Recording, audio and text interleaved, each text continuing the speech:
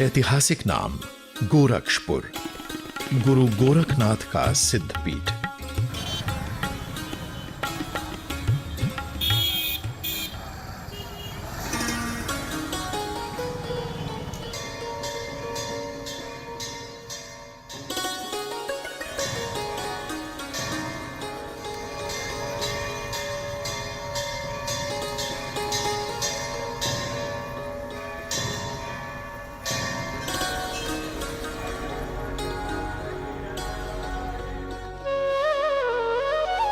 उत्तर प्रदेश में गंगा किनारे बसा आज का गोरखपुर।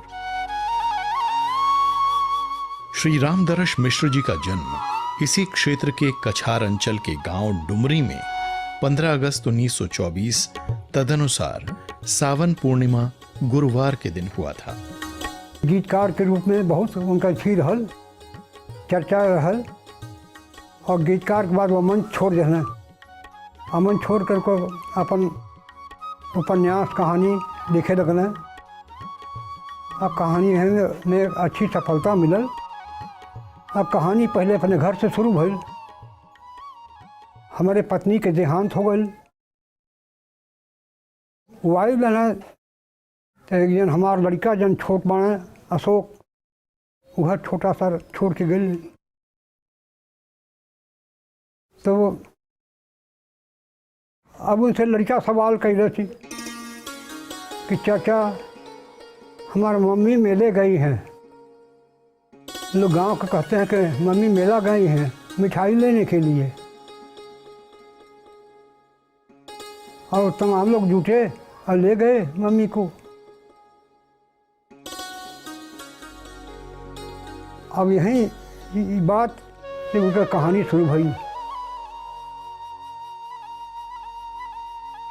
और कहानी बड़ी चर्चित भई। सरस के कर नदिया तीर बुलाए।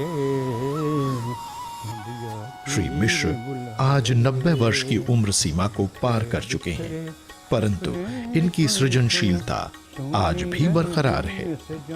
आज भी ये अपने जीवन को सार्थकता देने के लिए कर्मशील बने हुए हैं। रामदरस जी गांव से आते हैं, और सबसे अचरज की बात यह कि इस 90-92 वर्ष की अवस्था में भी वो गांव को अपने भीतर संभाले हुए हैं। गांव की सबसे बड़ी विशेषता होती है सहजता, साफगोई और लगाव या कि आत्मीयता। अक्सर यह देखा जाता है कि रचनाकार से एक तरह से अभिन्न हुआ करती है। जैसा रचनाकार का व्यक्तित्व वैसे ही उसका कृतित्व, ये रामदरस जी में बहुत साफ दिखाई पड़ता है। अपनी प्रारंभिक शिक्षा के प्रसंग श्री मिश्र कहते हैं, मैं बहुत आहिस्ता आहिस्ता चलने वाला आदमी हूँ, बहुत आहिस्ता आहिस्ता चीज़ों को समझता हूँ। जब कोई तरह के साथ मुझे कोई चीज़ समझाता है तो भी मैं पकड़ में नहीं आता है। यही हुआ होगा बचपन में कि लोगों ने बहुत जल्दी जल्दी मुझे अक्षर ज्ञान कराया होगा, और अक्षर ज्ञान मुझे नहीं हुआ होगा। तो लोगों ने ऐलान कर दिया कि ये पढ़ेगा लिखेगा नहीं। लेकिन शायद माँ को ये मंजूर नहीं था। जाड़े के सुबह अलाव की राख बिखेर कर उसने मेरी अंगुली पकड़ी और कहा, बेटा लिखो क। तो माँ की अंगुलियों में इतनी आसक्त थी कि मेरी उंगलियों से अक्षर झड़ते चले गए। और जब एक बार अक्षर ज्ञान हो गया तो काफ़ी अच्छे ढंग से चीज़ों को पढ़ने लगा, समझने लगा, मॉनिटर रहा अपने क्लास में हमेशा। देहात में, हमारे गांव में, घर में विषमताएं बहुत थीं, गरीबी थी, संघर्ष था। इसलिए ये कल्पना नहीं थी कि मैं आगे बढ़ पाऊंगा। कविता लेखन का बीज 1936 से ही इनके मानस में अंकुरित होने मेरे लगा। मन में कविता लिखने की तरफ बचपन में हो गई थी। शायद यहाँ तक पहुँचने का वो संकेत था जब मैं प्राइमरी स्कूल में कविताएं पढ़ता था, पाठ्यक्रम में लगी कविताएं पढ़ता था, लोकगीत सुनता था, तो मुझे लगता था मैं भी ऐसा लिखूं, काश मैं भी ऐसा लिखूं। तो जाहिर है कि मेरे मन में कविता का, साहित्य का बीज था और सारे संघर्षों के बावजूद वह बीज पल्लवित होता गया, विकसित होता गया और धीरे धीरे मैं आज यहाँ तक आया।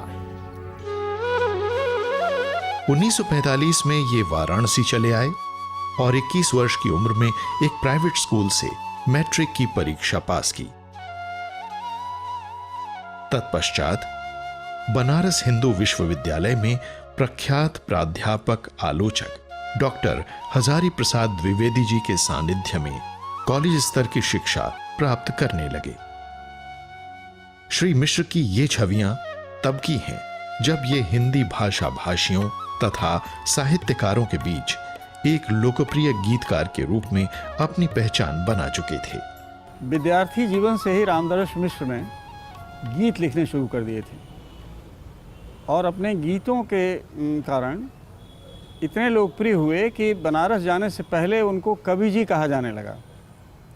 बनारस जाने के बाद भी उन्होंने बहुत अच्छे गीत लिखे और गीतकार के रूप में अपनी पहचान बनाई।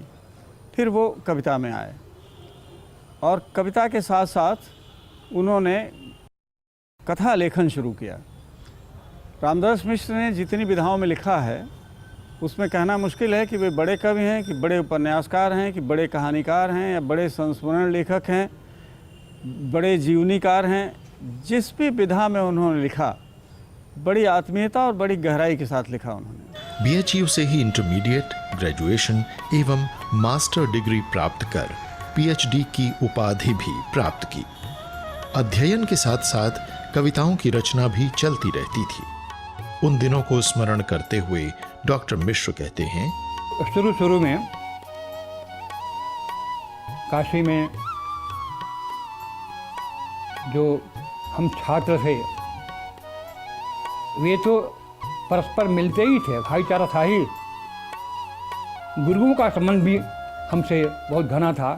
गोष्ठियों में गुरु भी जाते थे, हम लोग भी जाते थे, तो गुरु चेले का जो एक परस्पर प्रीतिकर संबंध है वो बना हुआ होता है। सन 1956 में ये सयाजीराव गायकवाड़ विश्वविद्यालय बड़ौदा में व्याख्याता के रूप में नियुक्त हुए। फिर 2 वर्ष के बाद 1958 में गुजरात विश्वविद्यालय में अपनी सेवा देने लगे। गुजरात प्रवास काल में ही इन्होंने अपना बहुचर्चित उपन्यास दूसरा घर लिखा। यहीं के परिवेश में एक और लघु उपन्यास आदिम राग भी लिखा। यहाँ के इनके अनेकानेक प्रशंसक छात्र और सहकर्मी शिक्षकों में प्रमुख रूप से प्रोफेसर महावीर सिंह चौहान, साहित्य अकादमी द्वारा पुरस्कृत विद्वान डॉक्टर रघुवीर चौधरी का नाम लेना आवश्यक हो जाता है। एक तो मिश्र जी साहित्यकार थे, कवि के रूप में इनका व्यापक स्वीकार हो चुका था। इनका जो शोध कार्य था हिंदी समीक्षा के विषय में, इसका भी हमारे लिए बड़ा महत्व था। और यहाँ गुजरात में हिंदी साहित्य को लेकर जो गोष्ठियाँ हुई और इसी कारण गुजराती और हिंदी के साहित्यकार एक दूसरे के निकट आए। इनका जो लेखन था और प्रकाशन था उसको बड़ी व्यापक भूमिका मिली। मिश्र जी के कारण हिंदी साहित्यकारों से जुड़े, ये बड़ी बात हम लोगों के लिए। मिश्र जी में जो एक गीतकार की क्षमता है उसमें सामान्य मनुष्य के प्रति प्रीति, प्रकृति के प्रति प्रीति, एक बड़ी कड़ी, एक जोड़ने वाला तंतु सेतु बने। श्री चौहान ने रामदरस मिश्र की सृजन यात्रा नाम से एक पुस्तक लिखी। इसके पूर्व डॉक्टर रघुवीर चौधरी द्वारा इनका दूसरा कविता संग्रह प्रतिनिधि कविताएं नाम से संपादित हो चुका था। डॉक्टर सविता मिश्र की कृति रामदरस मिश्र सृजन संवाद भी गुजरात की धरती का ही श्रद्धा सुमन है। 1964 में दिल्ली विश्वविद्यालय आ गए और मॉडल टाउन में अपना निवास रखा। क्या बात है मॉडर्न टाउन की, उस समय की तमाम साहित्यकार मॉडर्न टाउन में आ गए। लगता है कि मॉडर्न टाउन उस समय के साहित्यकारों का और प्रोफेसरों का एक खास अड्डा बन गया था। 1990 में प्रोफेसर के रूप में ये सेवा मुक्त हुए। साहित्यकार के रूप में अब तक की उपलब्धियों में इनके नाम 40 किताबें हैं। इनकी काव्य रचनाओं के अध्ययन से यह स्पष्ट आभास होता है कि इस कवि हृदय प्रतिभा का प्रेरणा स्रोत गांव में बीता इनका बचपन, इनके गांव की प्राकृतिक शोभा, गांव के लोग, विशेषतः इनका पारिवारिक परिवेश ही रहा। गांव संबंधों के उष्मा के लिए मशहूर रहे हैं।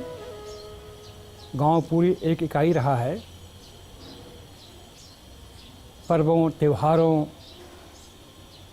ऋतुओं, मौसमों के समय गांव में एक अद्भुत उल्लास होता था, सामूहिक उल्लास होता था। और हम एक दूसरे को पहचानते थे। गांव एक छोटी सी इकाई होने के बावजूद बहुत बड़ा होता था। गांव का हर आदमी एक कैरेक्टर होता था। हर गांव की अपनी, हर घर की अपनी एक पहचान होती थी। फिर भी अलग अलग पहचान के भीतर एक एकता थी। हमें ज्ञात होता था कि किस घर में आज चूल्हा जला है, किस में नहीं जला है, कौन सी आंखें रोई हैं, कौन सी आंखें हंसी हैं। संबंधी सबके संबंधी होते थे। भांजा सबका भांजा होता था। ये पहले की बात है। रामदरस जी की सबसे ज़्यादा ख्याति होती है उपन्यासों के माध्यम से। तो रामदरस जी ने जो पहला उपन्यास लिखा पानी के प्राचीर, उसके बाद लिखा जल टूटता हुआ, उसके बाद लिखा सूखता हुआ तालाब। और पानी उनका इतना प्रिय विषय था कि दिल्ली में रहने के बाद, मॉडल टाउन में रहने के बाद उन्होंने फिर आकाश की छत नाम का उपन्यास लिखा जो पानी पर ही, वर्षा पर है।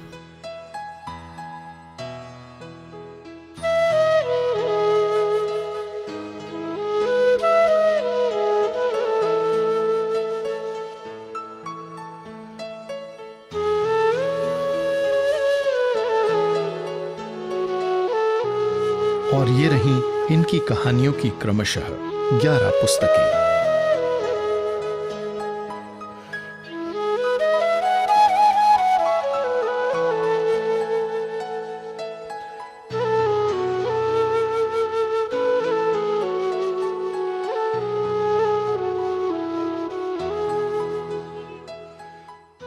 हिंदी साहित्य में एक युग पुरुष के रूप में पूर्णतः स्थापित हो चुके श्री मिश्र को हिंदी साहित्य की सेवा में समर्पित विभिन्न प्रतिष्ठित संस्थाओं द्वारा प्रशस्ति पत्र एवं प्रतीक चिन्ह प्रदान कर सम्मानित किया जाता रहा है, जिनमें से कुछ एक ये हैं।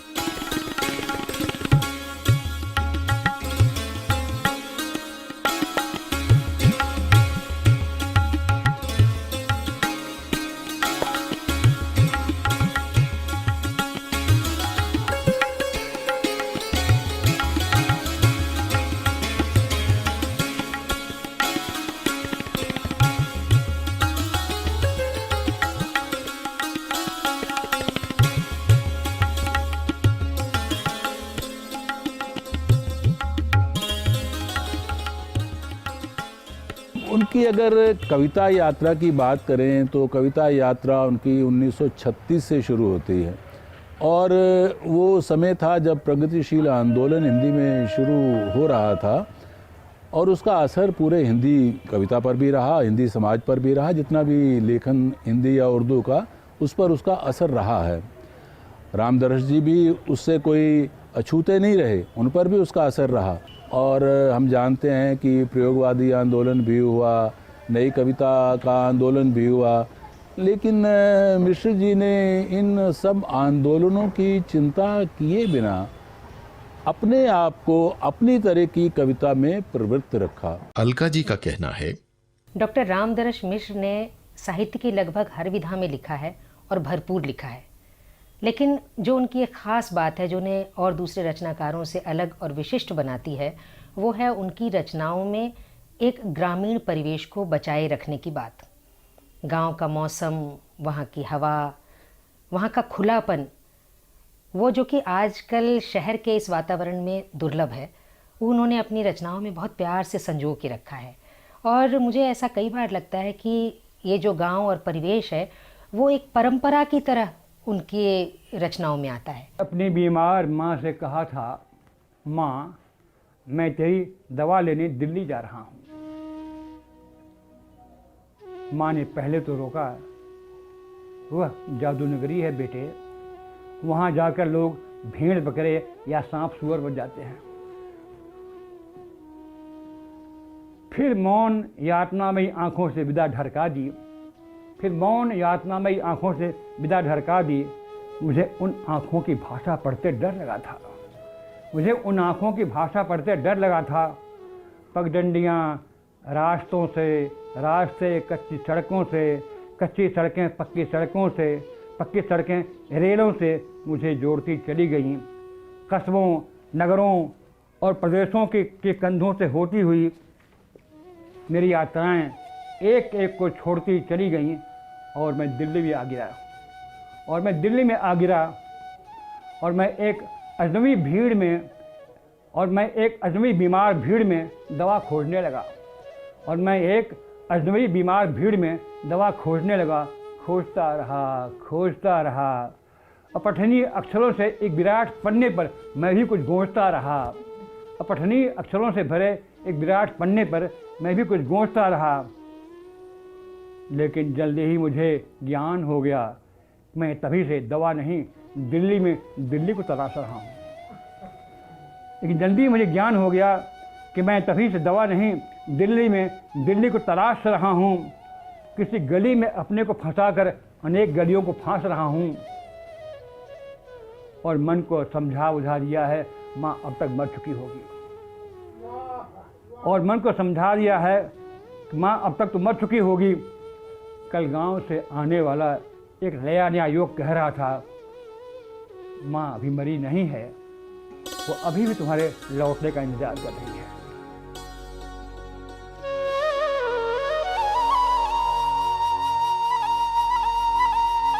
अपने आवास पर फुर्सत के क्षणों में अपनी पत्नी सरस्वती मिश्र के साथ कुछ समय गुजारना भी नहीं भूलते। अपनी पत्नी की दिनचर्या और पति पत्नी के संबंध को कविता के सांचे में ढालते हुए अपनी एक कविता सुनाते हैं। लगे बोलने काम काज है मौन हो गई बानी, कौन सुने अब कौन सुनाए सब जानी अनजानी। कौन सुने अब कौन सुनाए सब जानी अनजानी। कहते सुनते सुनते कहते साथ साथ सुख दुख में बहते। अब तो प्रिय हो गई कि मेरी तेरी एक कहानी। अब तो प्रिय हो गई कि मेरी तेरी एक कहानी। लगे बोलने काम काज है मौन हो गई बानी। घिसते घुलते हुए परस्पर हम हो गए स्वयं खुशबू घर। क्या बात है। घिसते घुलते हुए परस्पर हम हो गए स्वयं खुशबू घर। पता नहीं अब कौन है चंदन और कौन है पानी। पता नहीं अब कौन है चंदन और कौन है पानी। लगे बोलने कामकाज है मौन हो गई वाणी। आज के मनुष्य के बारे में अपनी धारणा रखते हुए कहते हैं, आज का मनुष्य जानवर से भी अधिक खूंखार हो रहा है। जंगल शहर में उगाए हैं। जंगल का प्राणी परेशान होकर सोचता है कि क्या आज जंगल में कोई आदमी आया था। तो मेरी कविता है चिड़िया। चिड़िया उड़ती हुई कहीं से आई और देर तक इधर उधर भटकती हुई अपना घोंसला खोजती रही। फिर थक कर एक जली हुई डाल पर बैठ गई और सोचने लगी, आज जंगल में कोई आदमी आया था क्या। रामदरस जी ने पूरा एक युग जिया है। बड़ी बात ये है कि वे एक युग पुरुष साहित्यकार हैं जिन्होंने साहित्य को नए आयाम ही नहीं दिए, नए मुहावरा भी दिया, नई भाषा की बंदिश भी दी और नए रचना कौशल, नए रचना शिल्प को हमारे सामने अपनी रचनाओं के माध्यम से जिया। उनकी आत्मकथाएं और उनकी जो डायरी है वे एक तरह की से कन्फेशनल राइटिंग है। साहित्यकार डायरी लिखता है तो जाहिर है कि वह एक विधा है साहित्य की, और छिपाने के लिए नहीं है, औरों को पढ़ने के लिए है। तो जो बात हम कहानी में नहीं कह पाते हैं, कविता में नहीं कह पाते हैं, वो बात डायरी में आसानी से कह लेते हैं। वजह ये है कि डायरी में हम रोज़ बरोज़ की उन तमाम बातों को दे पाते हैं जो सामान्य तो हैं, लेकिन सामान्य के साथ भी कुछ विशेष सी दिखाई पड़ती हैं। अपने कृतित्व और अपनी उपलब्धियों से संतुष्ट श्री मिश्र अपनी एक चर्चित गजल रचना सुनाते हैं। बनाया है मैंने ये घर धीरे धीरे, खुले मेरे ख्वाबों के पर धीरे धीरे, किसी को गिराया न खुद को उछाला, कटा जिंदगी का सफ़र धीरे धीरे, कटा जिंदगी का सफ़र धीरे धीरे। जहाँ आप पहुँचे छलांगे लगाकर, वहाँ मैं भी पहुँचा मगर धीरे धीरे, वहाँ मैं भी पहुँचा मगर धीरे धीरे। पहाड़ों की कोई चुनौती नहीं थी, पहाड़ों की कोई चुनौती नहीं थी, उठाता गया यूँ ही सर धीरे धीरे, उठाता गया यूँ ही सर धीरे धीरे। गिरा मैं कहीं तो अकेले में रोया, गिरा मैं कहीं तो अकेले में रोया, गया दर्द से घाव भर धीरे धीरे, गया दर्द से घाव भर धीरे धीरे। न हंसकर न रोकर किसी में उड़ेला, न हंसकर न रोकर किसी में उड़ेला, पिया खुद ही अपना जहर धीरे धीरे, पिया खुद ही अपना जहर धीरे धीरे। ज़मीं खेत की साथ लेकर चला था, ज़मीं खेत की साथ लेकर चला था, उगा उसमें कोई शहर धीरे धीरे, उगा उसमें कोई शहर धीरे धीरे। मिला क्या न मुझको ऐ दुनिया तुम्हारी, मोहब्बत मिली है अगर धीरे धीरे। मिला क्या न मुझको ऐ दुनिया तुम्हारी, मोहब्बत मिली है अगर धीरे धीरे। बनाया है मैंने ये घर धीरे धीरे, खुले मेरे ख्वाबों के पर धीरे धीरे। इन्होंने अन्य साहित्यिक विधाओं जैसे गल्प,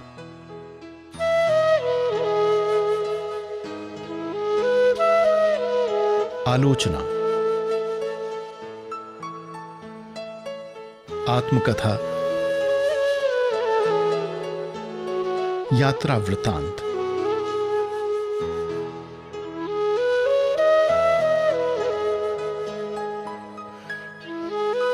ललित निबंध,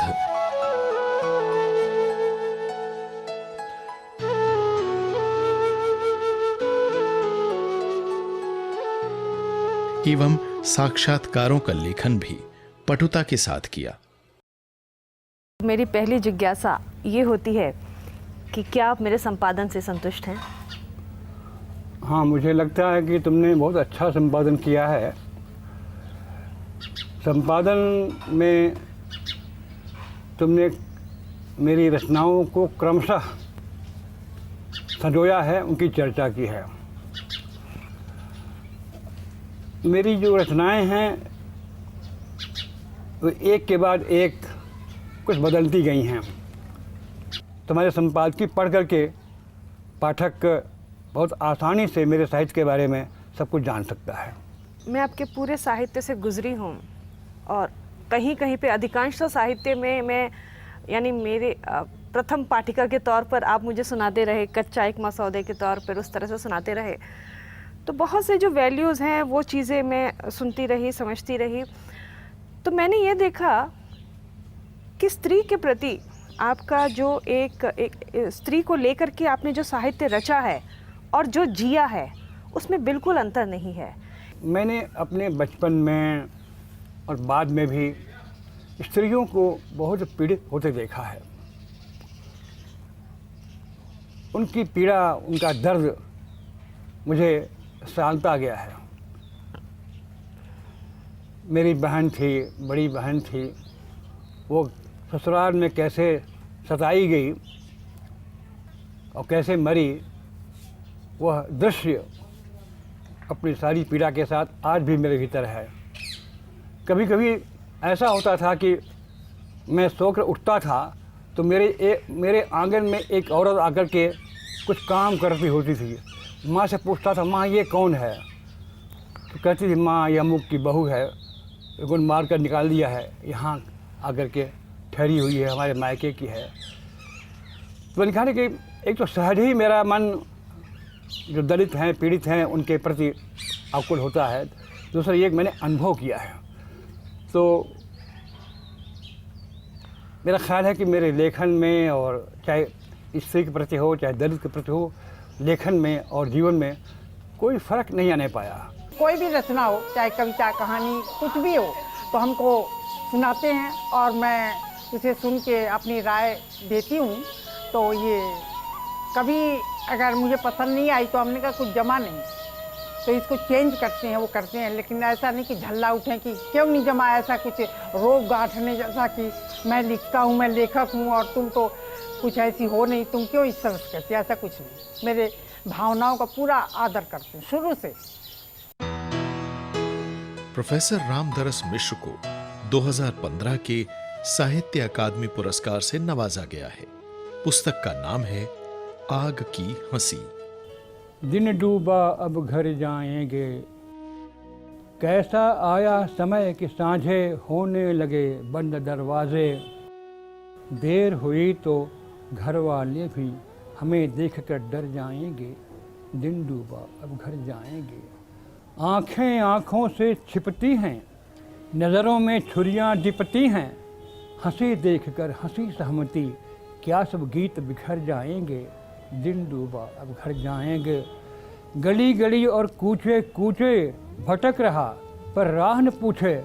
कांप गया वह, किसने पूछा, सुनिए आप किधर जाएंगे, दिन डूबा अब घर जाएंगे।